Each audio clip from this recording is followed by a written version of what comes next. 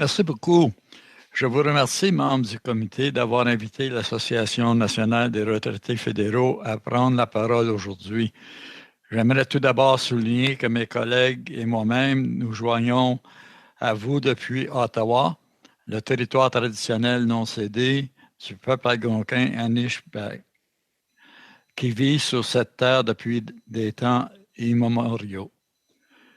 Pour ceux et celles qui ne connaissent pas l'Association nationale des retraités fédéraux est le plus important organisme national de défense des membres actifs et retraités de la fonction publique fédérale, des Forces canadiennes et de la Gendarmerie royale du Canada, ainsi que des juges de nomination fédérale, de leurs partenaires et de leurs survivants.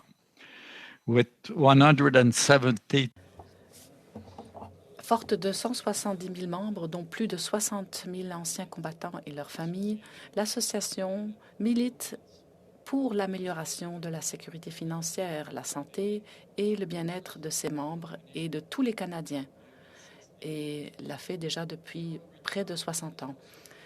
L'Association des retraités fédéraux est également fière de co-présider le Women Veterans Research and Engagement Network. La mission de ce réseau est de travailler en collaboration pour assurer des résultats équitables à vie pour tous les combattants. Je suis ici avec le directeur de l'association, M. Anthony Pizzino, et notre responsable de la défense des intérêts et des politiques, M. Patrick Imbeau. Je partagerai mon temps de parole avec M. Pizzino et nous serons tous heureux de répondre aux questions que les membres du comité pourraient avoir.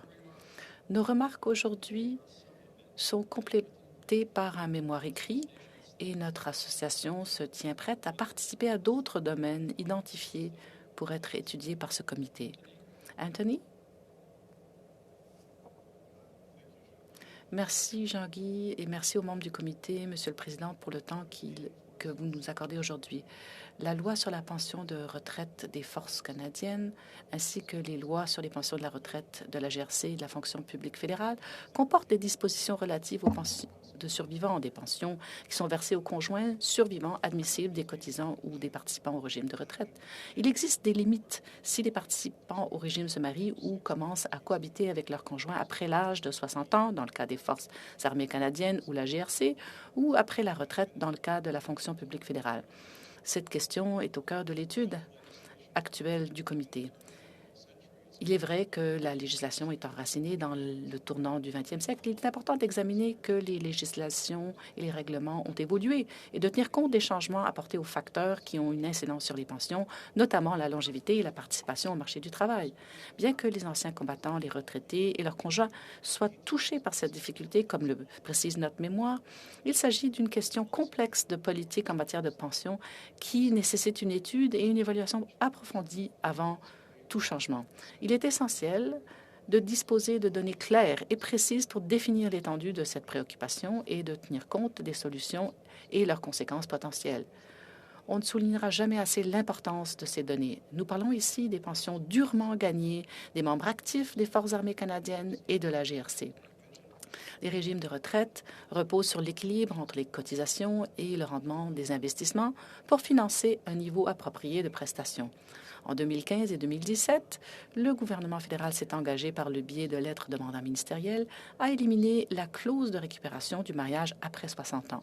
Dans son budget de 2019, le gouvernement a établi 150 millions de dollars pour le fonds pour les survivants des anciens combattants, qui sera administré par anciens combattants, afin de travailler avec la communauté pour identifier les survivants touchés et s'assurer qu'ils bénéficient d'un soutien financier adéquat. Et peu d'informations sont disponibles sur cette initiative. Les anciens combattants et leurs survivants méritent l'imputabilité et la transparence pour savoir ce qu'il est advenu de ces fonds et ce à quoi ils peuvent s'attendre à l'avenir.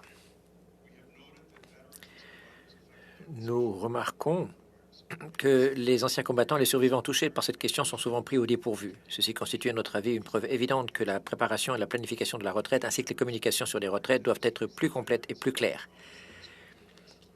On nous a promis pendant trop longtemps que cette question serait traitée en temps et lieu. Il mérite des réponses. Je suis ravi de voir que le comité étudie cette question. Nous serons ravis de répondre à vos questions et de vous fournir plus de renseignements sur le sujet. Merci beaucoup.